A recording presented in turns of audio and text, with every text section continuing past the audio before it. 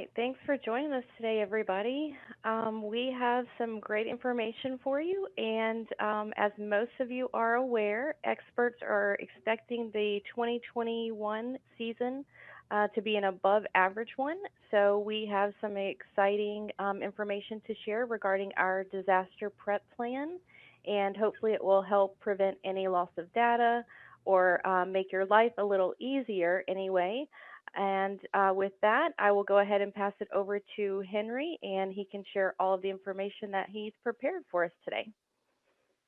All right. Well, thank you very much, Stephanie. I appreciate it. And thank you all so much for joining us. I really appreciate the opportunity to share with you. We're very excited to be able to take a little bit of time to invest in your forward thinking preparation and getting ready for the hurricane season and getting ready for really kind of any disaster, any sort of scenario that comes along. So let me just do a quick sound check. Stephanie, is everything coming through okay? Can you hear and see me and whatnot? Sounds good. Yes. Awesome, wonderful. All right, well, let's get rolling. There's we won't get into the meat of it for just a minute as we're waiting on a few more people to show up.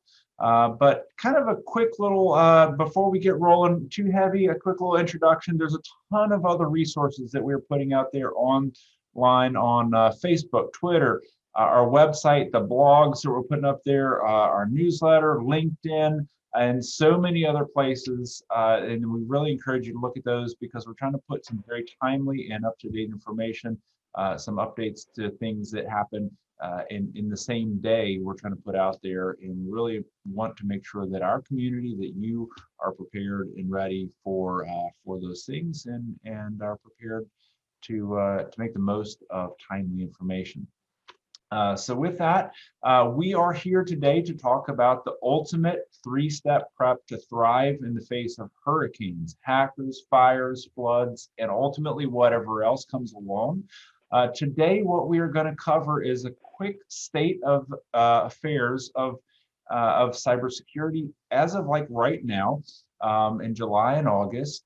In 2021. So things have changed. If you looked at things in May or April or February, I guarantee you things have changed, and it's a crazy world that we live in terms of cybersecurity. That the things that we knew about today or yesterday are different from what's going on today. It feels like we're also going to cover the events, scenarios, and potential disasters that are looming for businesses not only across Louisiana but the entire U.S. And we're going to drive towards the ultimate three-step prep.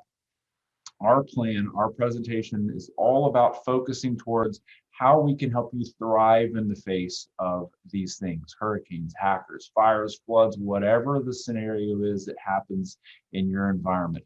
So ultimately, what we want to drive towards is one thing, not talking about disaster recovery planning. What we want to talk about is disaster resilience plan. We want to talk about the single most important thing you can do to make sure that your business, your organization, and your personal career survives and thrives in the face of whatever comes along. So that's what we're going to kind of singularly drive towards. Instead of what we unfortunately see a lot of organizations, a lot of businesses do, is just take a random kind of haphazard, oh man, I hope this works out approach. And it's absolutely nuts when we see that happening and when we see that kind of mindset. So we're going to try to push in the direction of being prepared, being really ready to thrive, to be resilient, and not just in some way have a plan where you're going to be prepared a little bit. So kind of a sidestep, maybe why do we have experience doing this, and why is this relevant for us to be talking about this?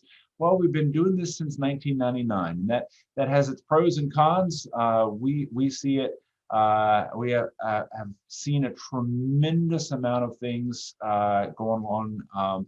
The great part about this, and where we are leveraging our years and years of experience in this conversation, is that we are energized around the fact that we have seen so much of the same thing happen year after year after year. It takes different flavors. It's implemented different. Maybe the hurricane hits it a little different, or the flood, or the fire, or the building is robbed a little different way. But we've seen a lot, folks. So we've been around a little bit, and that provides us a really cool vantage point to share some experience, and hopefully allow you to learn from other people's bad days, other people's lessons. We started our company as really aiming to be a no finger pointed solution provider. So what we're aiming to do today is to provide you that same thing, to be able to know truly who's accountable for what, and to really have a partner that's got your back. Another thing that we do, a little bit about us, is we're 24/7. We provide 24/7 support for our clients across the United States. We have offices in Baton Rouge, Metairie, and Dallas. And we've got staff around the clock ready to support our clients. And we have some clients that really are 24/7 shops. So it's been a fun evolution over the last decade or so. We have clients across the United States, like we mentioned. About 50% of our business is healthcare, or in their terms, a covered entity.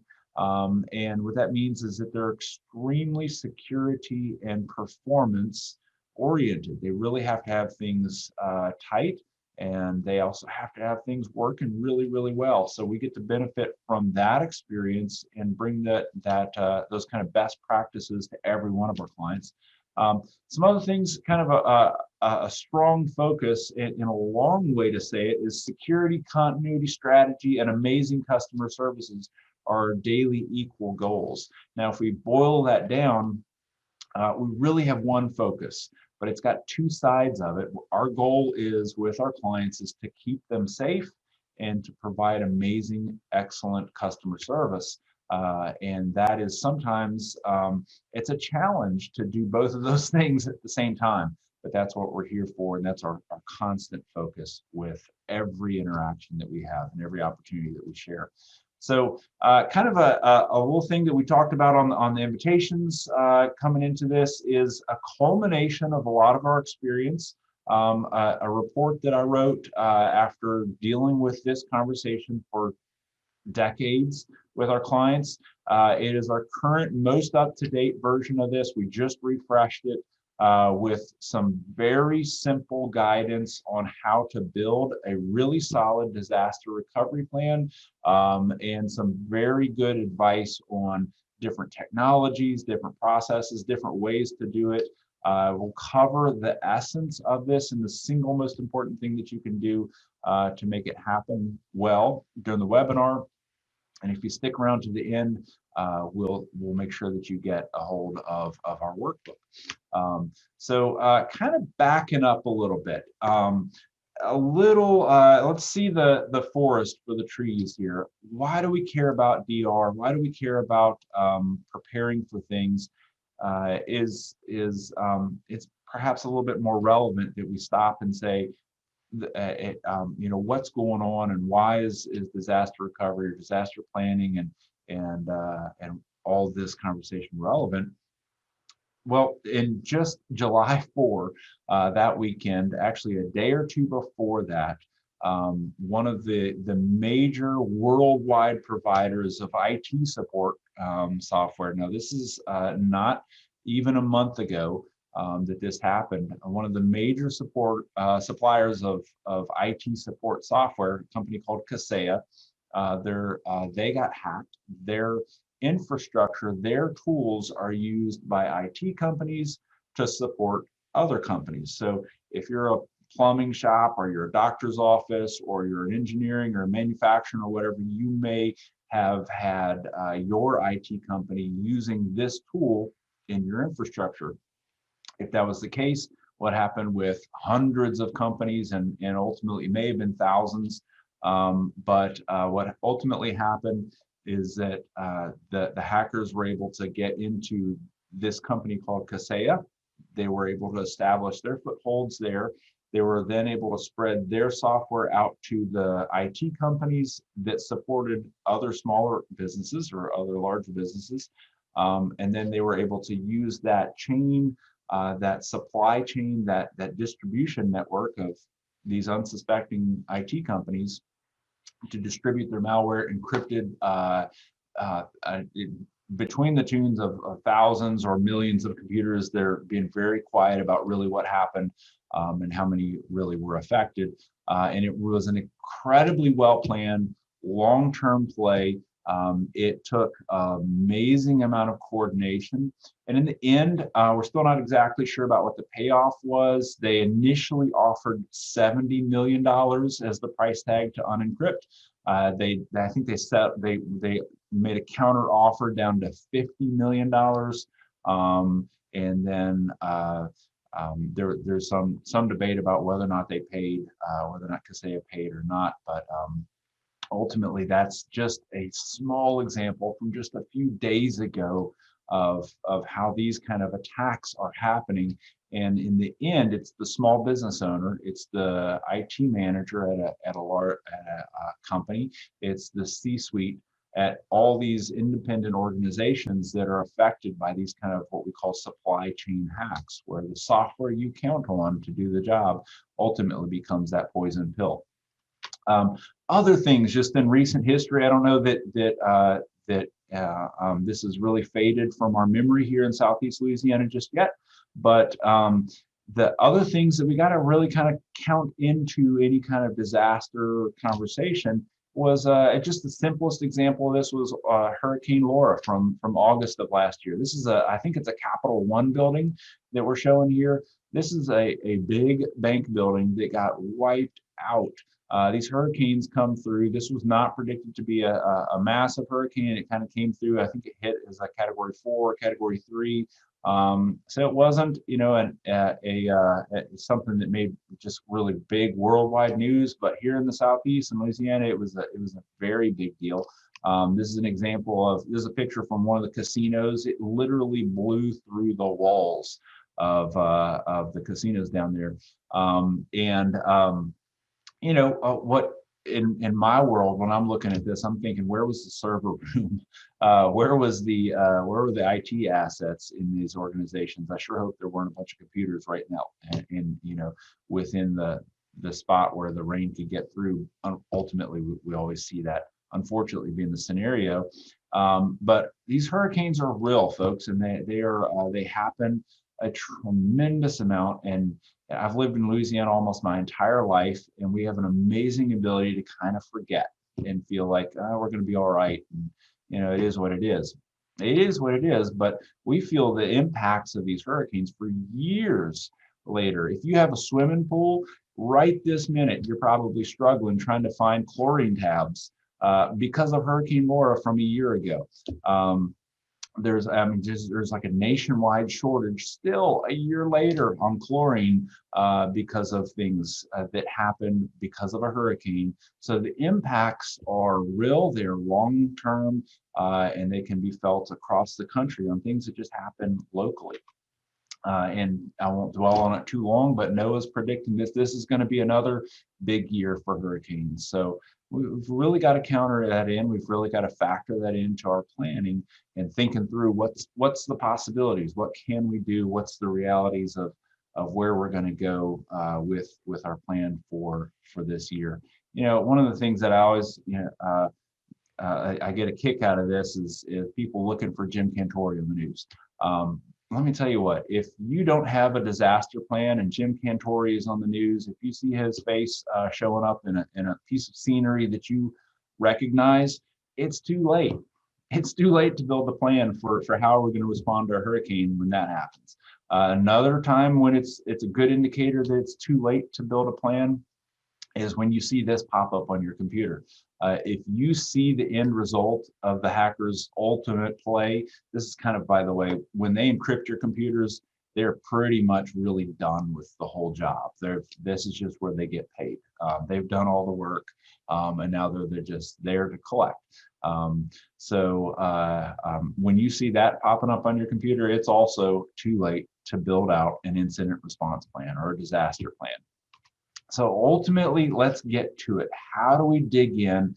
How do we look at what is this ultimate three-step preparation to thrive in the face of hurricanes, hackers, and floods? Or Let me put it another way. How do we prep your business for resilience? How do we prep you for disaster resilience? I want my customers to be able to look at a hurricane, to look at a hacker attack and say, how can I use this incident to not just be scared of it, but to thrive in the business place? How do we stay alive when maybe our competitors are struggling? How do I keep my business up and running when others may falter? How do we really be resilient and not panicked in the face of any sort of disaster? Let's get right to it. So there's 3 steps.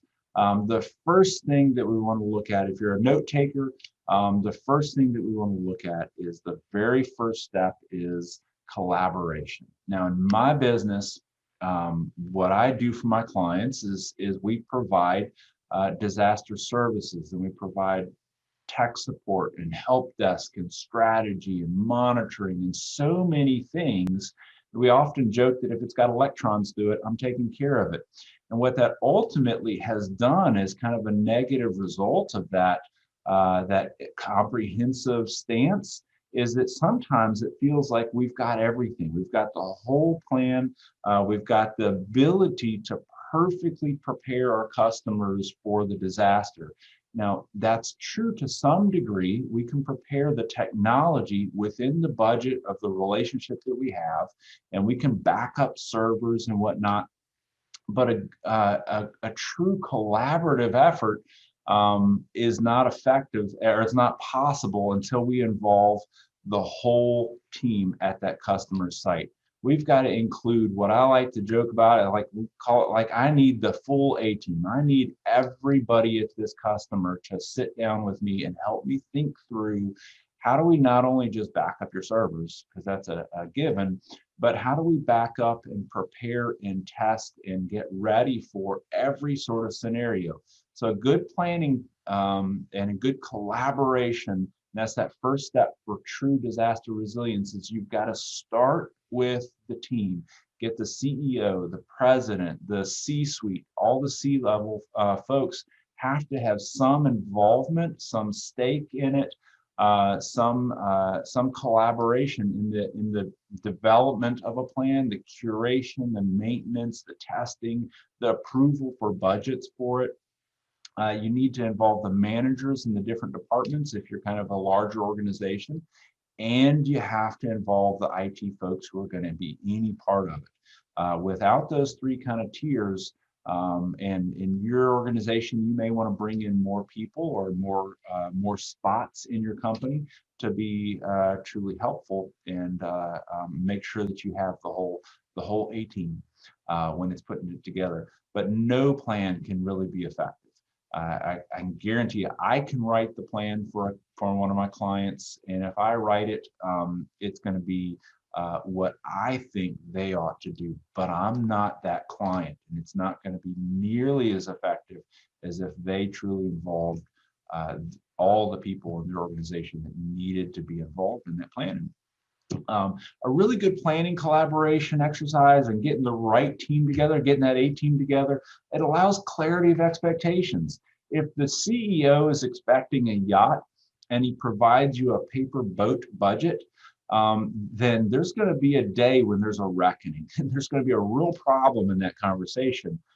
So if the C-level is not involved in the conversation and we're reviewing the plan and collaborating on building that plan, then that is ultimately going to set the IT people up for failure, and they're going to look bad when the C-level or folks don't approve of how the plan was implemented, and it's going to also frustrate the C-level when the IT people are asking for a budget that they don't really understand. Why do you need more for this, that, or the other precaution? It allows the communication to flow better because when we're sitting down and we're looking at the plan and we're building out the conversation, it kind of quickly resolves a lot of those confusing questions about, well, why do we need X, Y, and Z? Or maybe the IT people would get some clarity about, oh, you expect us to be up and running in 1 hour when there's a fire? Okay, well, that changes what kind of technology we got to put into place. It changes what kind of staffing we have to have in place, or monitoring, or whatever. So up and down the C-suite, to the IT implementers, to the managers, if you involve all those key steps, then those people can all really have a better say in how the plan can best perform to support the company. It also allows them to get their questions answered quicker, and allows you to implement a better plan faster. So if you're an executive on the webinar watching right now, or if you're in the IT department, I would encourage you to make sure and don't feel like you have to be burdened with the entire preparation of this plan. It's not fair, it's not effective, and you need to bring in the rest of that A team. You need to bring in the rest of the folks that ultimately will have some accountability for how well does the company perform in the face of a disaster. Second step, major thing that we have to have here in any good disaster resilience plan is good documentation. A written outline of a plan that covers the main steps beats a non-existent plan any day.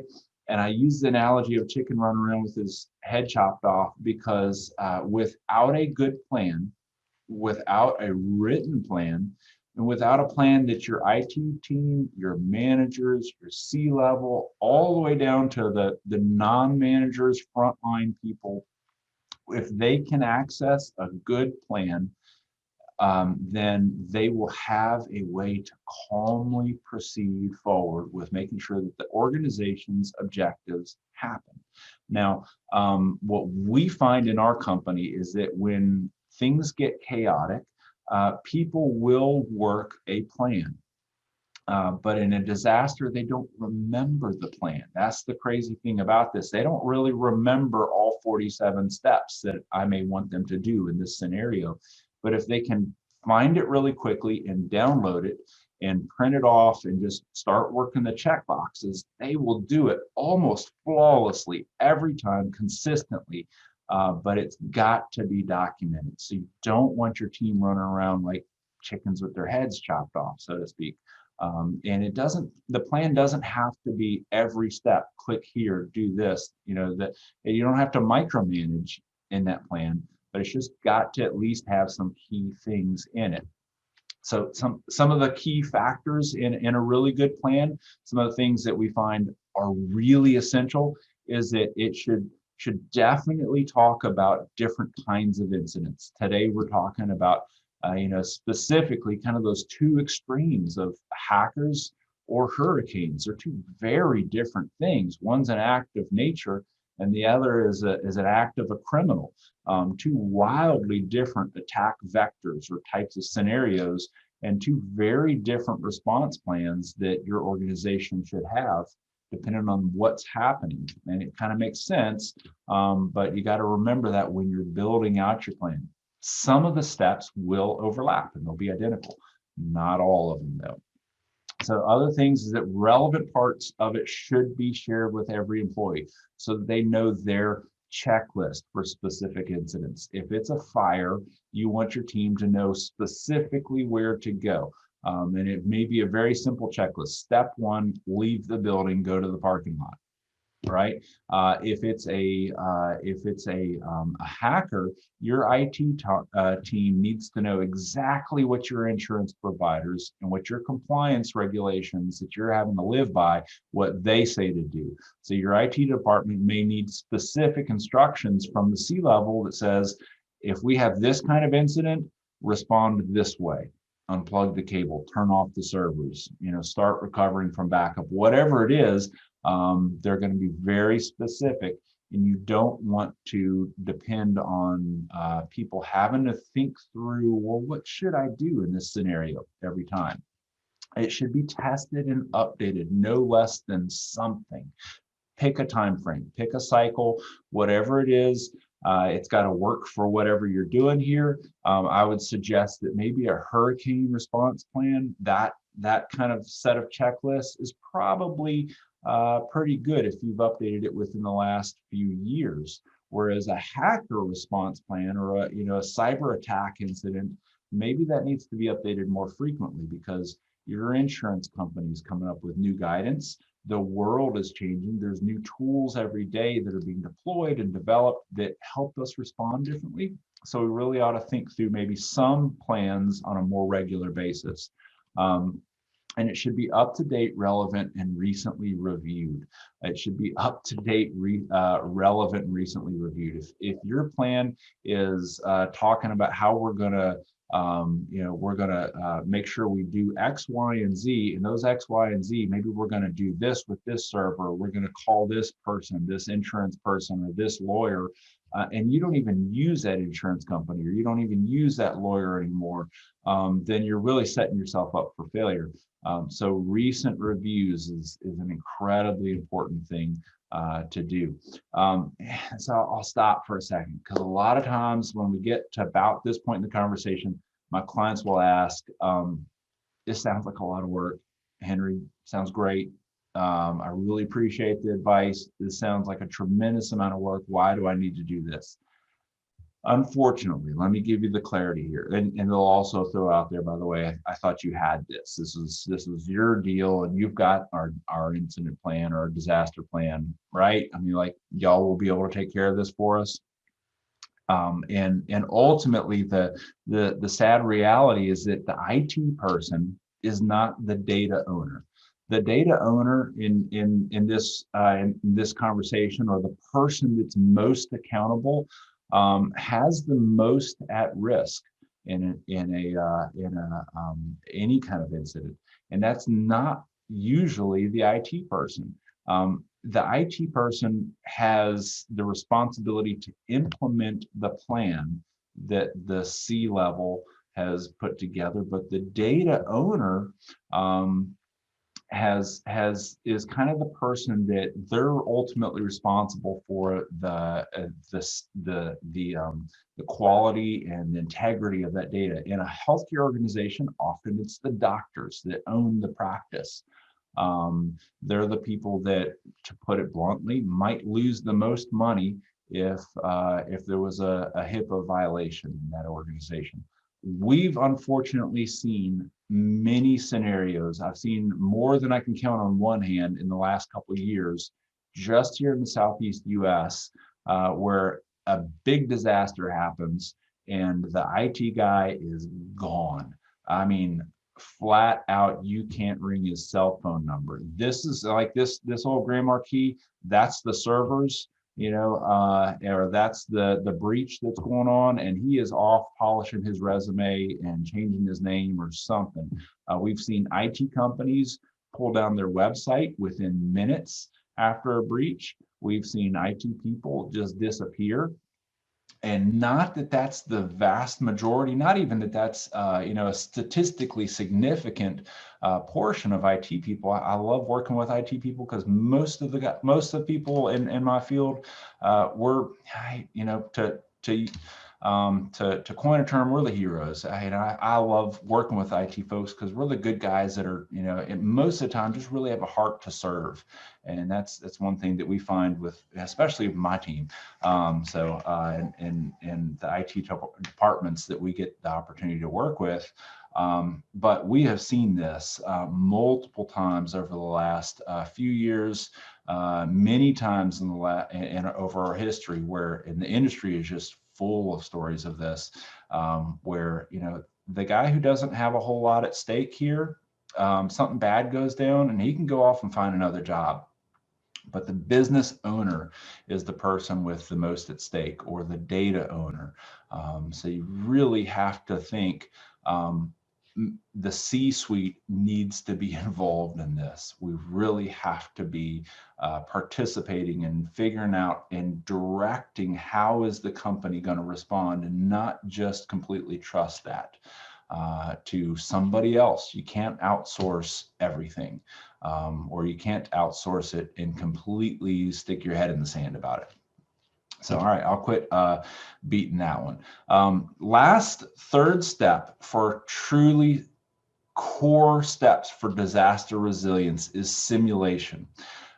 Your disaster resilience plan needs to be tested. It has got to be tested. You can do it a couple different ways. It's very common in our industry to think through to do what we call a tabletop exercise, where we basically role play. Let's get the disaster recovery plan, and now let's just roll the dice and let's pick one. Let's just say today we're going to act like there's or we're going to have the conversation as if there was a hurricane. Now let's walk through the plan and say, okay, step one, you are doing this. Step two, you're doing this. Do you understand that? Like, what would be the barriers to doing that? What would go well? Does that make sense? Is it documented well enough that if you were sick and your team members had to do it for you, would they understand it? And it's a bit of a kind of a quick and dirty way to really do a simulation, to do a test. And it works out and shakes out a lot of the steps, and you get a chance to stop and say, well, you know what, we don't, oh shoot, somebody forgot to put the right telephone number, or oh man, we don't even use that product anymore. Let's update the document. It is the cheapest way to work through a great simulation of how we're going to respond to and how we're going to use your plan. The way to do it is to do a full or partial run through where we actually can test certain scenarios. Usually that involves a little bit more labor.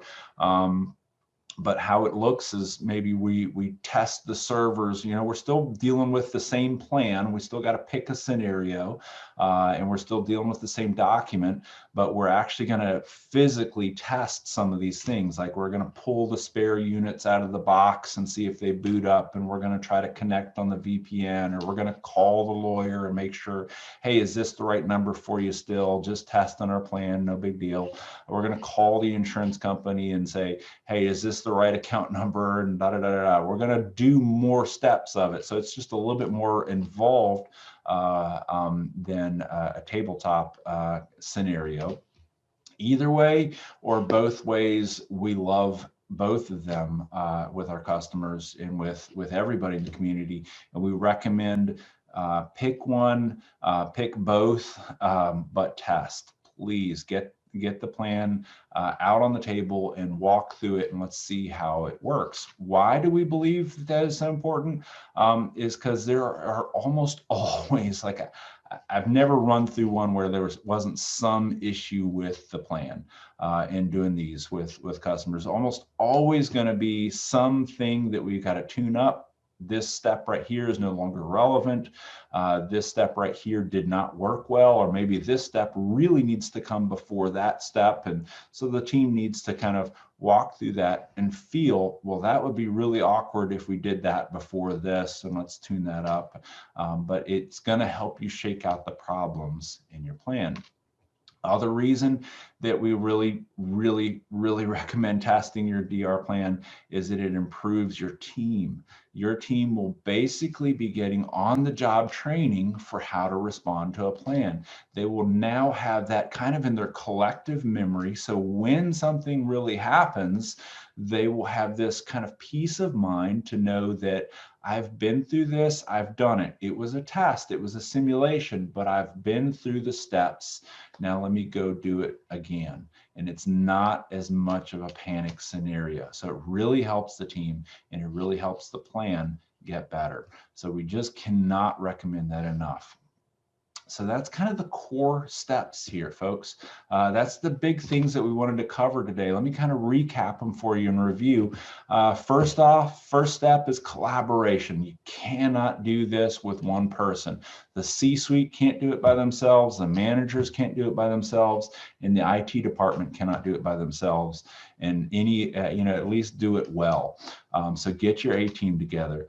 Documentation is that second step. We have to stop and get a plan written out that everybody can access and everybody knows their part in the plan. And third step is simulation. You've got to go through the plan and test it out, see what's broken, see what people need to tune up in the plan, maybe see what's going, what has changed since you last ran through it, and benefit from basically on-the-job training for your team in disaster preparation. So, in thinking through all of these steps, it is a lot to think through.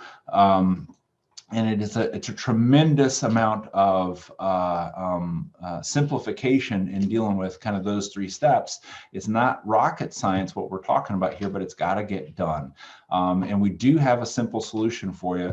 If you'd like to do this if you're a do-it-yourselfer, then here's where I'm going to point you to. The Center for Internet Security has a phenomenal set of resources. They are one of the industry's biggest standards of really great knowledge. They are contributed to, and they contribute to other organizations nonstop, very dynamic organization. They're constantly tuning their standards based on current real world best practices. So if you go to cissecurity.org, they have a phenomenal set of resources. In the SANS Institute is the same thing. They have some really good soup starters. Both of these organizations do for checklists, basic policy templates, and really good example text and knowledge around what a good DR plan looks like and how to work through it. So I would really recommend you do that.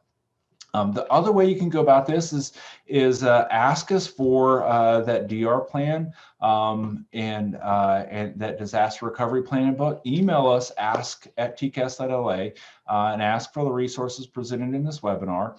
And we're going to send you our DR recovery planning and report and workbook. But we're also going to send you the Cyber Essentials Security resource book.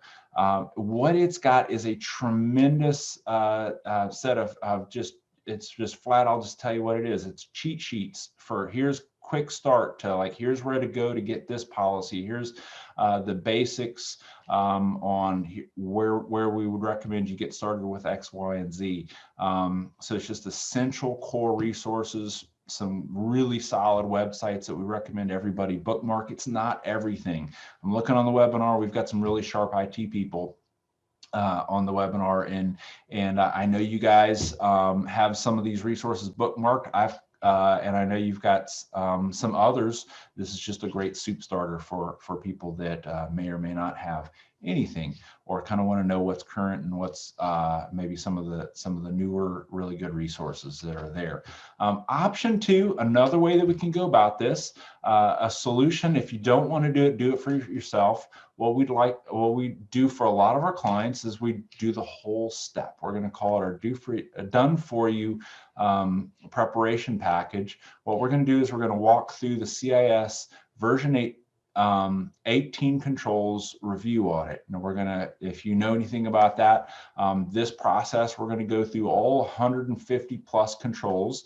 So we're going to walk you through implementation group 1, 2, and 3 and show you where you're at and give you specific guidance on what to do on the non-compliant practices. So we're going to prepare you based on this world-class industry standard. We're going to build out a cyber incident response plan for you. We're going to take the policies and the templates and all of the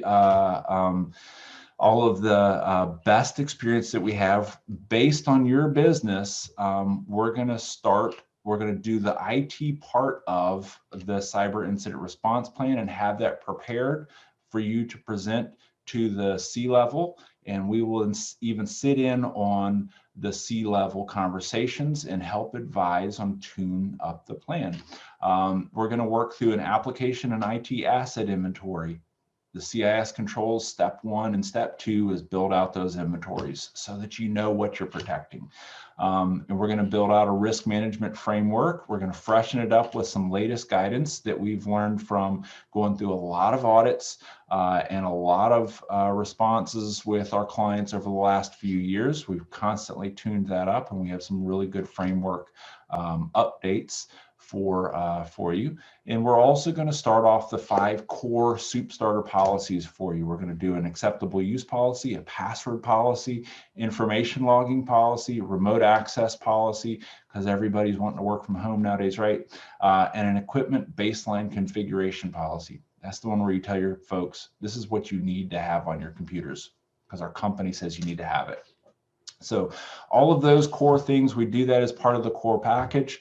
It's a $9,400 solution package. This is how we typically bill for those projects. These are where we're taking the policies and we're writing them for you. We're doing the inventory and the asset a review, and we're building the risk framework for you. We're not just going to be sending you those basic policy soup starters. We're actually going to be filling them out with you and for you, and sitting in on those executive planning meetings so that the whole team can collaborate around this. Now, that's a $9,400 package. And why should you use us? Why should you use our done for you cybersecurity prep? I'll just let my customers speak for it. This is Lisa Robito. She's the CEO of a covered entity in New Orleans. She says she didn't realize that they were lacking with their IT support until they hired us. This is a very flattering review, and we appreciate it very much. Her main concern was knowing that our clients' PHI and other sensitive information would be heavily protected. And she now has peace of mind since bringing us on. The entire team is knowledgeable and also patient. So, just in her perspective, it's kind of some view of this. And, I'll throw out there that another reason to bring us on is that we've done this a lot over the years. This is something that's kind of meat and potatoes to what we do. Special offer for today. It wouldn't be any fun if we didn't do this. We have some time in our consultants schedule for the month of August that we're able to provide this. If you're a new client to us, and I see some folks on here that aren't active current clients of ours, if you're a brand new client, I can offer you a third discount off of that. If you're a current client where we're managing your infrastructure, I can offer you half off of that. And the reason is because there's a lot less work for my team to find some of those facts if we're currently managing your infrastructure. We give 100% money back satisfaction guarantee on this project. If you're not happy with it, we'll give you your money back. But just ask for that. And I meant to put in there that August 26th is the deadline. How to take us up on this $4,745, $4,700 discount is just email us and start the process. And get this process started before August 26th. And, in the grand scheme of things, not to put any, real heavy leaning on it, hopefully you can work through a lot of this yourself. If you'd like to have us do it, we're honored and ready to do that for you. But on the low end, what we're seeing ransomware attacks costing individual owners is 50 grand. On the high end, we unfortunately had the experience of getting a new customer 2 years ago that had $7 million stolen out of their bank account.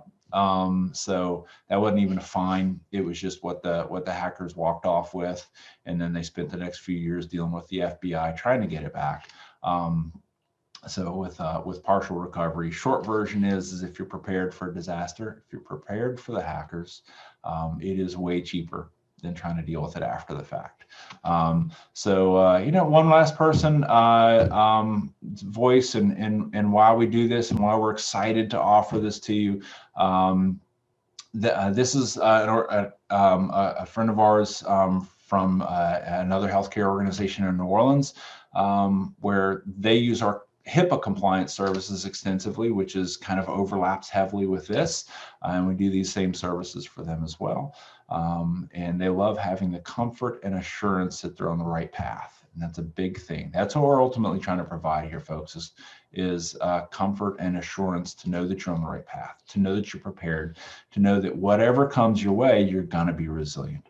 So that pretty much concludes my presentation. That's about all that I really hoped to be able to share with you in this time. I really appreciate your time. If you have questions, there's a tremendous amount of resources that we're putting out there and really hoping to get you to take advantage of from our Facebook, our Twitter, our LinkedIn pages, or the website where we're putting constant new articles in our blog. Email tech tips, we offer that to our clients, and just anybody in the community, if you'll ask us for it, we can just email you once a week or so whenever something new or hot's coming along. And keep an eye out on our Facebook or other resources, because we're going to go live again in the month of August with some of our technicians, and we're going to be resuming looking at some of those cool technologies that can really transform your business and things that can help. And we do that through our what we call our Tech Talks. And we look forward to seeing you on those events live and in person or recorded or wherever we can meet you. So with that, we really appreciate you taking the time to join us today.